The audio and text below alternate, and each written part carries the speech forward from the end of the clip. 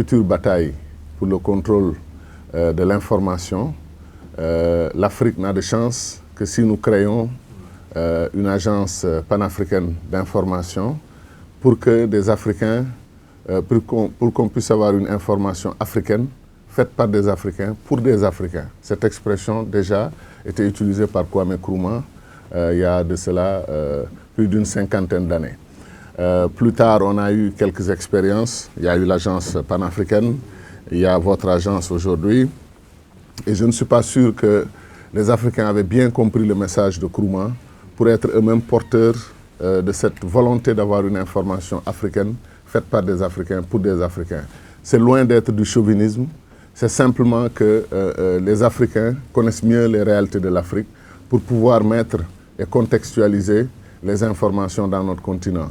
À écouter les grandes agences du monde, c'est comme si chaque jour, les Africains se levaient pour faire mal à leur continent. Et qu'il n'y a pas une seule action positive qui soit posée en Afrique et qui mérite d'être magnifiée, d'être exaltée.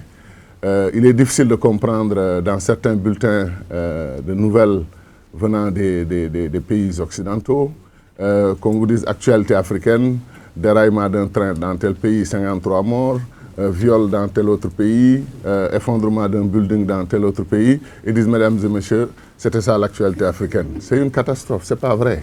C'est pas vrai, c'était pas ça l'actualité africaine. C'était ça qui était saignant, qui était intéressant pour eux. C'était ça qui avait beaucoup de sang et qui pouvait vendre de l'information. Et parallèlement à ça, 1 milliard d'Africains avaient posé 1 million d'actes positifs, mais ces actes ne les intéressaient pas.